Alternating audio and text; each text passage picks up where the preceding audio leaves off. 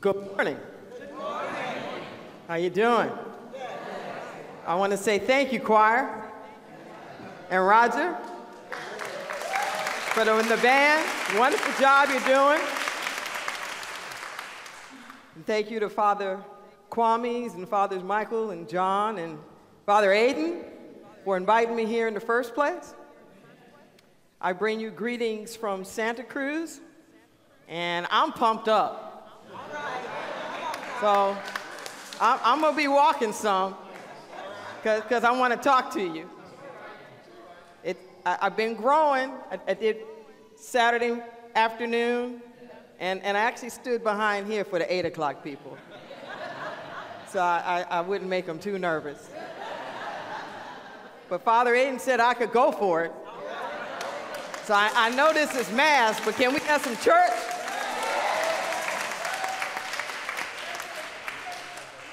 We're going to have some church today. And we're going to cover a lot of Bible. I was raised Pentecostal. We're going to cover a lot of Bible. But in little bite-sized chunks to make a point. To make a point. So we're here at the end of African American celebration and the African traditions, yes? And my message to you today is about how God will use anybody and everybody and the most unlikely, and that God will use everything about you. Not just the unlikely, but God wastes nothing.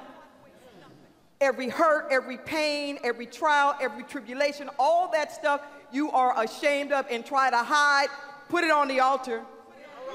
Because God wants to use all of it. All of it. So we can't be in shame. We can't be in judgment. We can't be. God will use everybody and all of you. Now, Jesus made this point often. And one of the things I love about his teachings is that he would use the most unlikely character to make the point. The most unlikely one is the one that he would make the point with. So we're going to do just a little whirlwind here as I give you illustrations to back up the points that I'm talking about. So any of you ever heard the concept of the Good Samaritan? Okay, let me give you little quick clip notes here about the point that Jesus was making with that. When the lawyers were trying to trip him up and ask him which are the greatest commandments.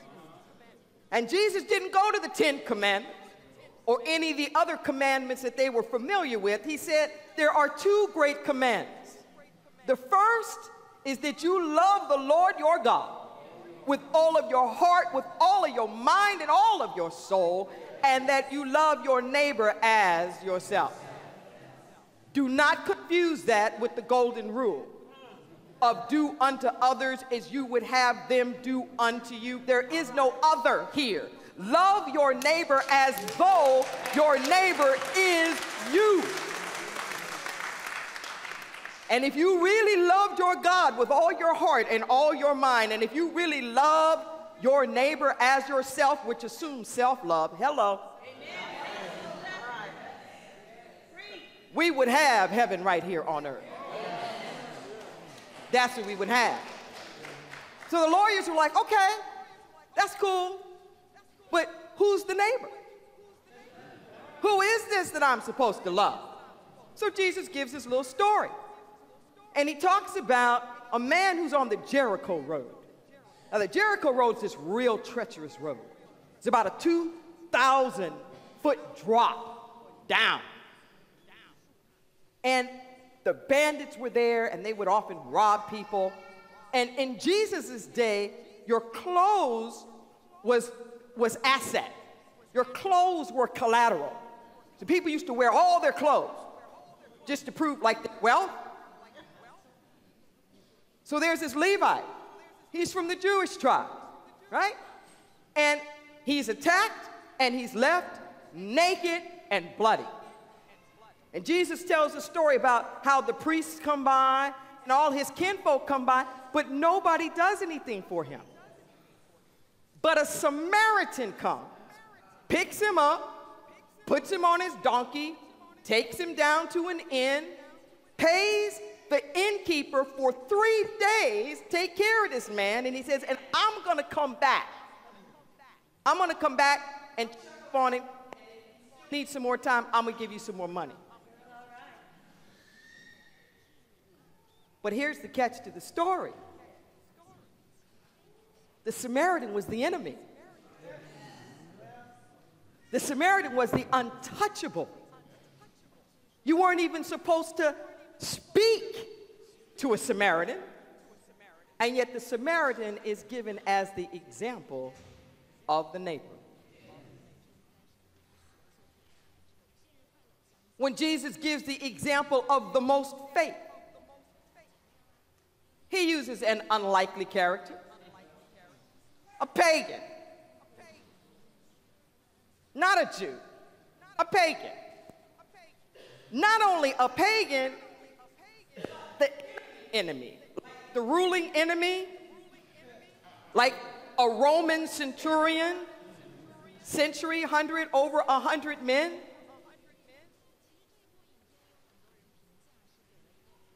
This Roman has a lad, a Hebrew servant. It's like a son to him. He really loves him. And his son is really, really sick. And he tells the Jewish elders, go find that man, Jesus. Go get him. So when they go and they find him, they say, look, Jesus, I know he's a Roman, but he's a good God. And he's worthy of this. He's worthy that you come because he loves us. He's even built us a synagogue.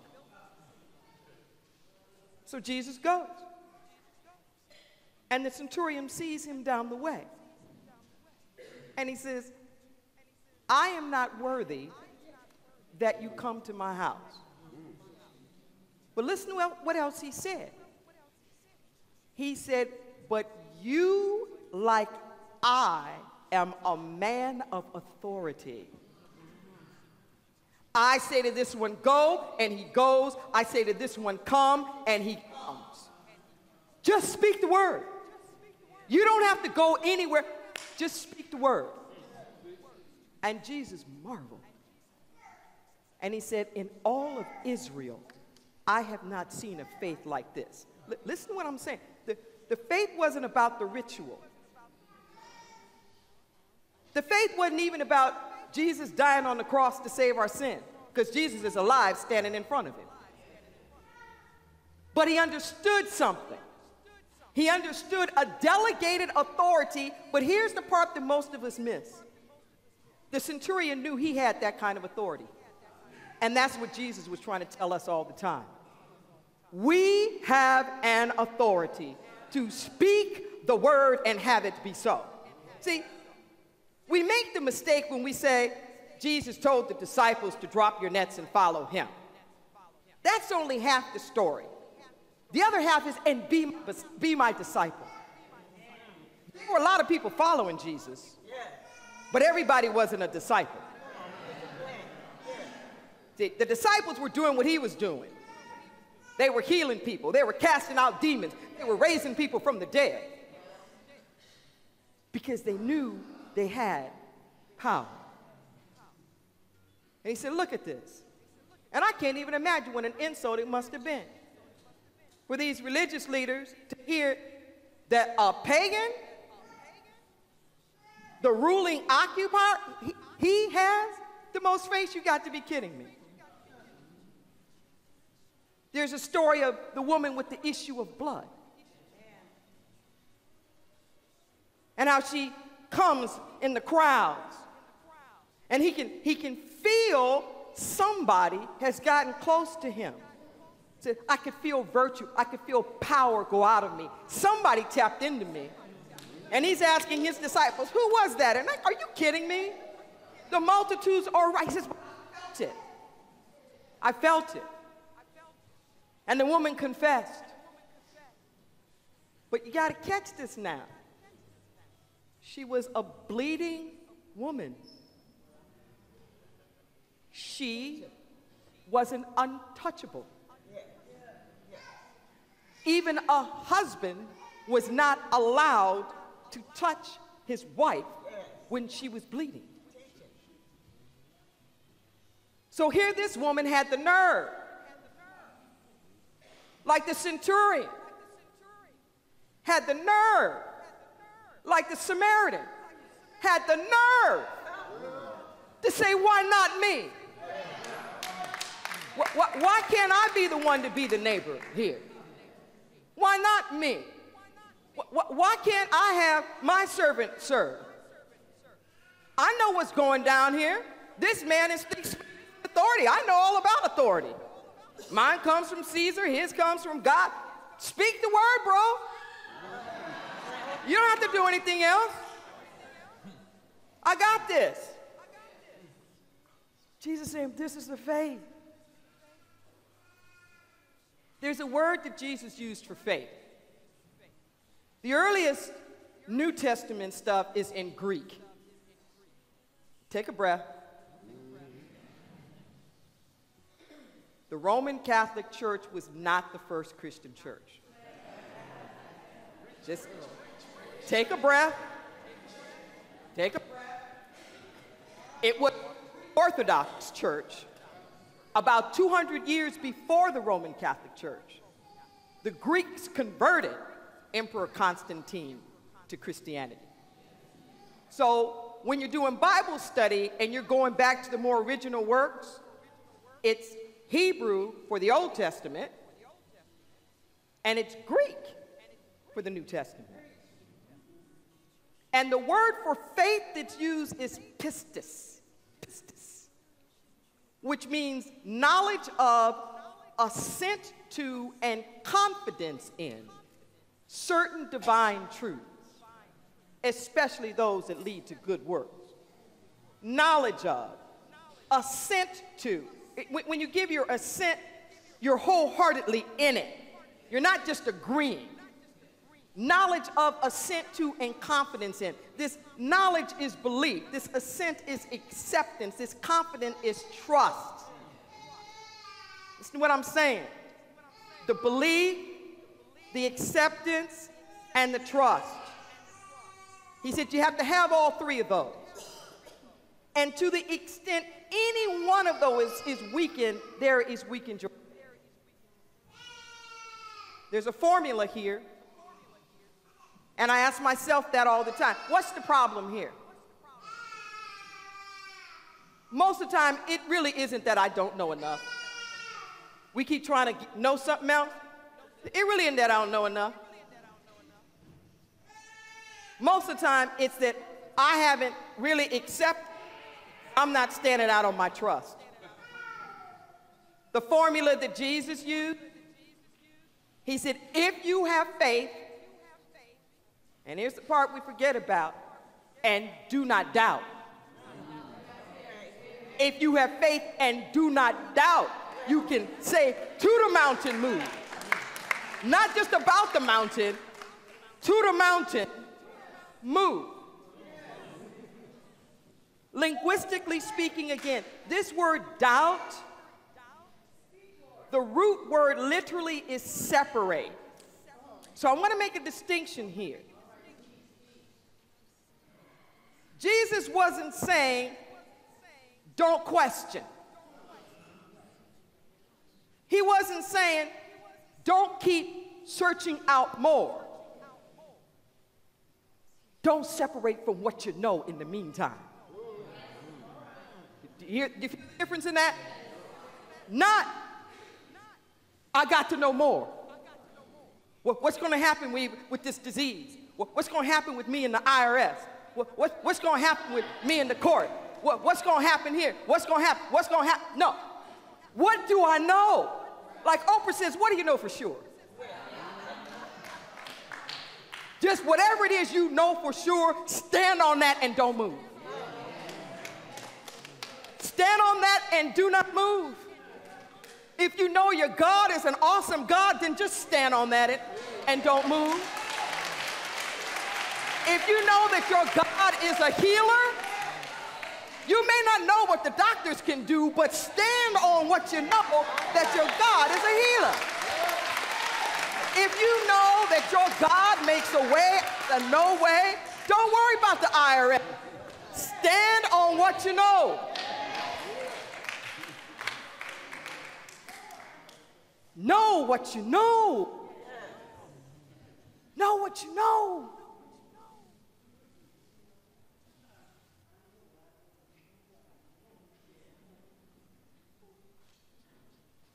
And you don't have to be all that deep to know.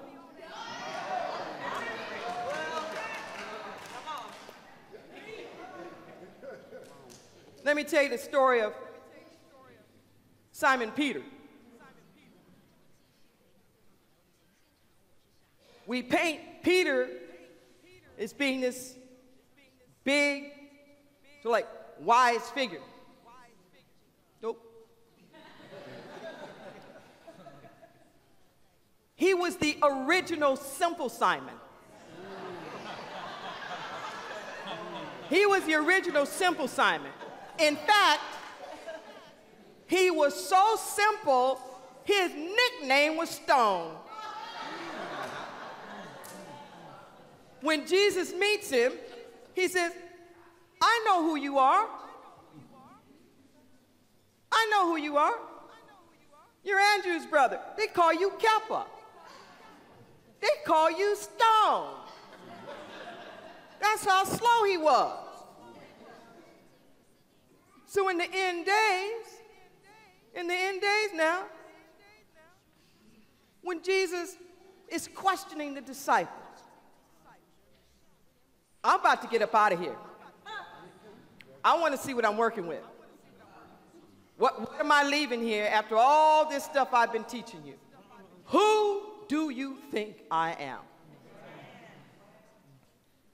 And they come up with all this stuff. Some people think you're Elijah. Return. Some people think you're this or that. And Simple Simon says, I think you're the Christ, the Son of the living God. And Jesus marveled at him. You couldn't learn this in books. You didn't learn this and all the rest of that. And in Scripture, a change of name connotes a change of character. And there were a lot of times where there were name changes. And Jesus was a master with words. And he did this little trick here. See, in Greek, the word for rock is petro. Petroleum is petro. So when Simon says, I think that you're the Christ, the Son of the living God, Jesus says, they call you a stone, but you're really a rock.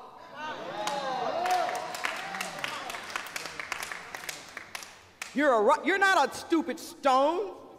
You are a rock.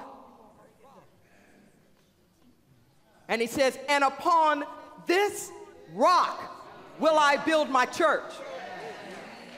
Now take another breath.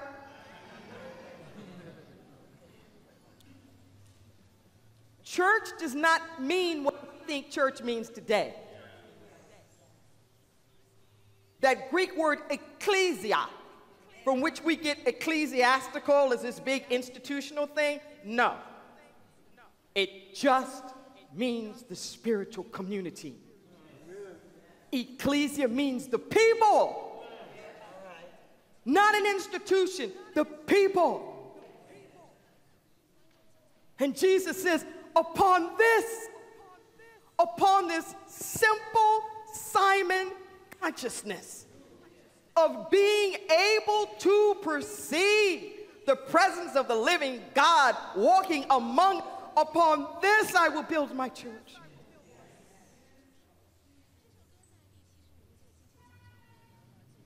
Jesus was trying to explain to all of us all the time that we are all sons and daughters of the Most High.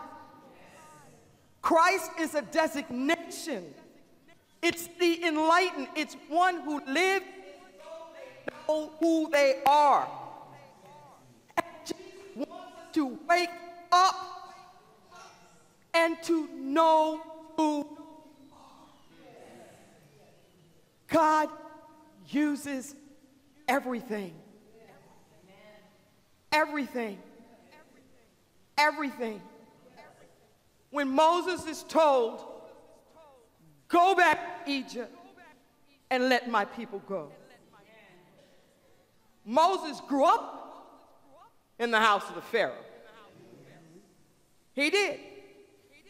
He was a Jew that grew up as the grandson of the Pharaoh. And Moses killed somebody. There's a lot of that. A lot of those great biblical characters killed folks. Saying, God will use anybody. He killed an Egyptian guard. He got out of Dodge.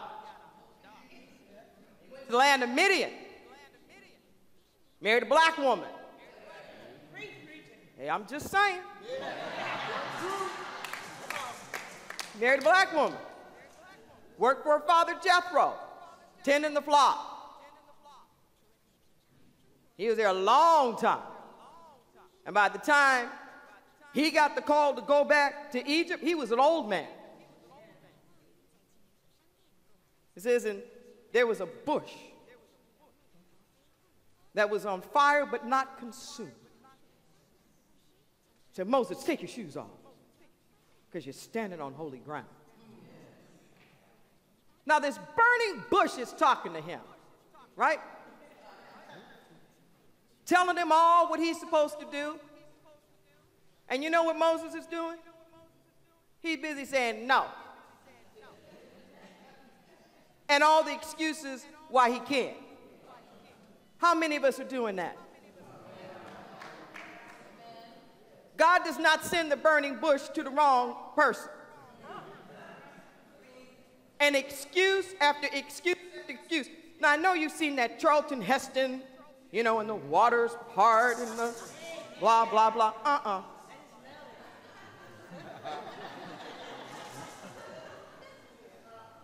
Moses stuttered. Moses stuttered. He couldn't have said, let my people go if you paid him. He couldn't do it. God said, that's okay. I'll send your brother Aaron. Aaron will do the talking. Do you hear what I'm saying? That if there's something for you to do, there's no excuse. Why not you? Why not you? God will use everything about you. It had to be him because he knew the Pharaoh.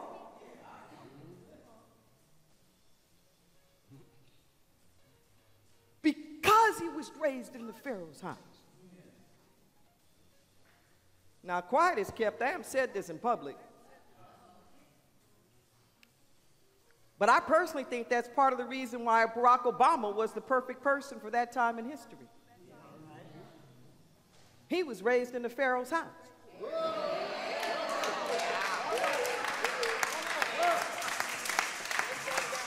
And that's nothing against him. But the sensibilities of a man with a white mother who was raised with white and white grandparents gave him different sensibilities for the moment. Do you hear me? Gandhi was the right person for the job because he was raised in the Pharaoh's house. He was an English lawyer. Martin Luther King Jr., to a certain extent, was raised in the Pharaoh's house. You know where he got his doctorate of divinity? Boston.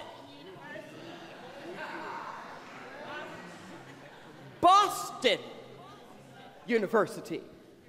So he was as educated as the educated could be. Are you with me? And if he were not all eloquent and able to quote everybody from Plato on up and down, I don't know if they'd have heard him. Because he could speak the Pharaoh's language.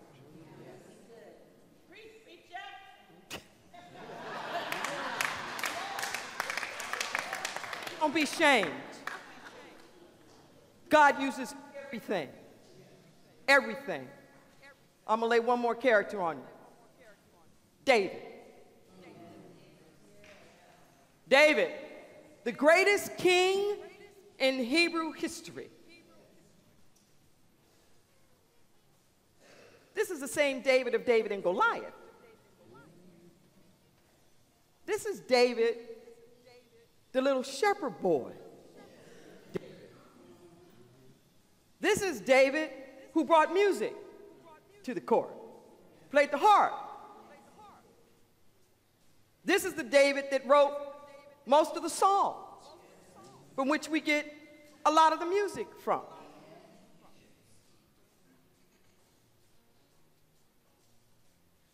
But I want to talk about two things about David.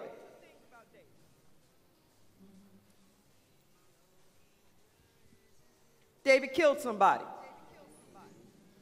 And I mean cold.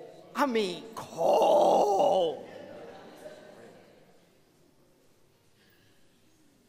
He had a captain named Uriah who had a very beautiful wife, Bathsheba, whom he took for himself while Uriah is out in the field. He gets her pregnant. This is a big problem. It's a real big problem. She could be killed. So he brings the troops back, and Uriah is so faithful, he won't even sleep with his wife. He tries to hook him up so that if she's pregnant, maybe it can look like his. He's so loyal, he sleeps out in the streets with his soldiers. And David commands all the other military leaders to abandon him on the field. They leave him out there on the field cold-blooded. She has the baby. And the baby dies in a week or two. He's so distraught, he stopped speaking for about 6 weeks. And then when he comes out of it, he writes one of my most famous songs. Create in me a clean heart, O God, and renew a right spirit within me. See, if you take all your guilt and your shame and you put it on the altar, let me tell you, God will do something with it. God will take your pain, put it to a little music, and make the blues. Something will happen there. And the last thing I want to tell you about David here is that he was a shepherd boy. That's like about as low down as the totem pole as you could go. Now, some people, if they reached the top, they wouldn't want to be talking about how they mopped the floors or how their job was to tend the sheep. But he did just the opposite. He wrote the 23rd Psalm. He took that experience that he had had in that lowly position and then lowered himself as king. Here he's the king. This is like being the Pope, the president, the entire Supreme Court, because there was no separation. He was everything. So can you imagine for a person who's everything to say, the Lord is my shepherd, which makes me a sheep? To take that experience, are you with me? Of being that low, but to understand I can bring that into my experience and do something with it. Sheep are some of the most vulnerable animals on the planet. They have no defense mechanisms. They can't run or jump. They don't have claws. They can't sting you. They don't have any stink. They're very vulnerable. Very, very vulnerable. They cannot back up, nor can they move from side to side. They're known for not being particularly bright. They will get themselves into tight places that they can't get out of because they can't back up and they can't go side to side. When they fall over, they can't get back up. When you see the shepherd holding the sheep like this, that's to get the blood circulating back in his legs because he's fallen over. They will follow each other off a cliff. And if they get spooked, like in a corral, I mean, they're like a swarm of fish together. He says, thy rod and thy staff, they comfort me. The rod is what's used to keep away the predators, to keep away the wolves. And I don't know where we got spare the rod and spoil the child, mean beat the child. It's not beat the child. You keep the bad influences away from the child so the child is not harmed. And that hook-like thing, that you lift that on the neck of the sheep to bring them back, to pull them back. Thy rod and thy staff, they comfort me. That's my mantra. I must say that 50 times a day. Just bring me back. I don't even have to know that I'm in a tight space. We want to stay there till we figure it out. No. Let God save you, and anything you need to know, you'll know. But don't wait till you figure it out. I give God carte blanche. Keep away from me what I don't need. God uses all of us. All of us.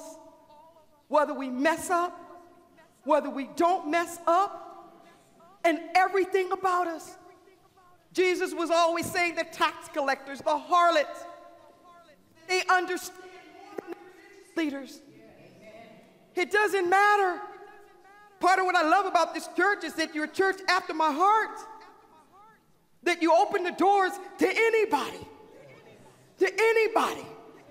Because you understand that the Christ is walking around in and through as all of us all the time.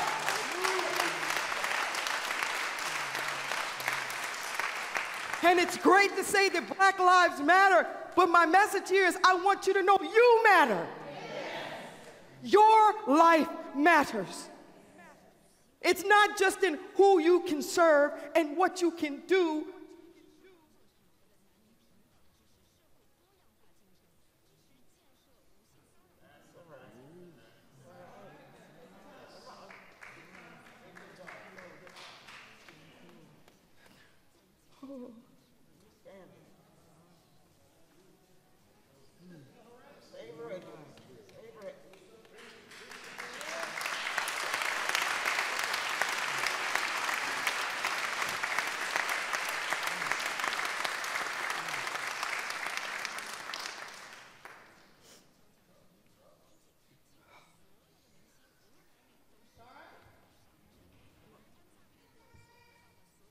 I grew up in the Holiness Church. Fundamentalist, evangelical, charismatic, Pentecostal. Wonderful people. And growing up gay in the Pentecostal church was no joke. I'll be 62 in a few days.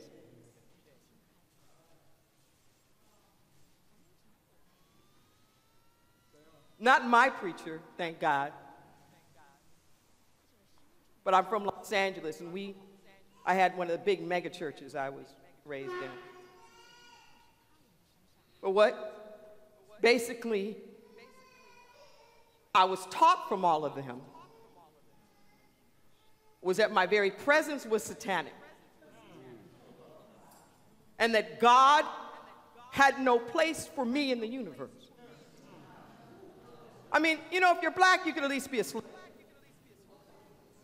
But there was no place that I wasn't supposed to exist.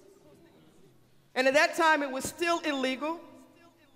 That didn't change till '74. I was halfway through college then. The American Psychiatric Association said we were psychotic. So you're criminal, psychotic, satanic. Man, that's a lot of 10. But I got my call to ministry at 15. I got it at 15 in the midst of all the pain. And my mama just knew that meant that God was going to turn me straight and that her prayers were answered. And I knew if that was the plan, God, you're going to have to get another plan. Because I can't do it. One, I cannot preach an exclusionary hell and brimstone. And if I can't give you me, I don't have anything to give you, God. So I promised God at 25, I promised God I'd do something about it by the time I was 40, which was 25 years later, which seemed like a nice length of time, right? And literally the day before I turned 40, I started the Vision Corps for my ministry, which would be about 22 years ago now.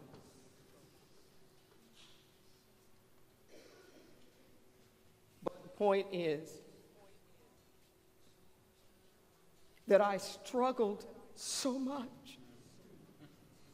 And what it took for me to give myself permission to be here and not worry about what any of you think about it. To know that if my God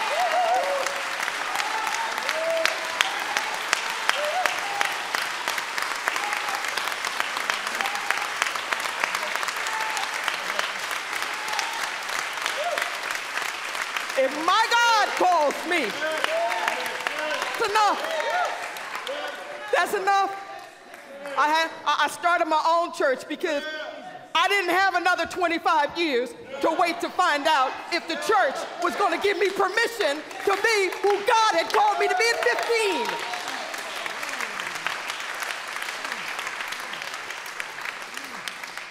15. And I'm telling you now that all that pain, because it was no different. It was all the same stuff. Whether it's about being black or a woman or gay, it was all the same stuff. Same stuff. And I became a renowned diversity trainer, which I still am. And I have a place of compassion and developed a prophetic voice. Literally, I get these downloads of these letters. I have a whole series out called Letters from the Infinite. They're published. Most extraordinary stuff you ever want to see. I didn't even believe in that stuff when I was growing up.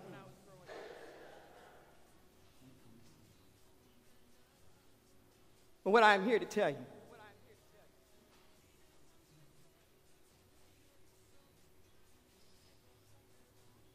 is that we are somebody.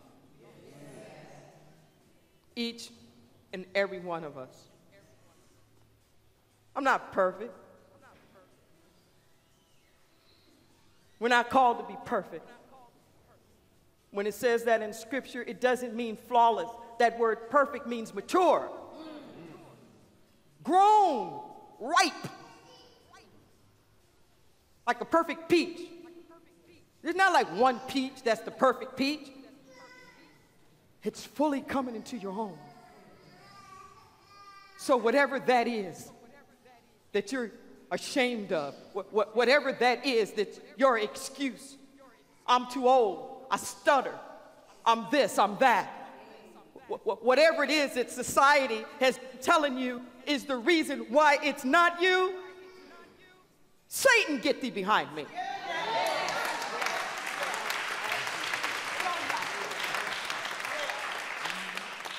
Because it's a come as you are party. Come just as you are. And let the glory of the Lord manifest himself in, through, and most especially as you. Peace and blessings to you all.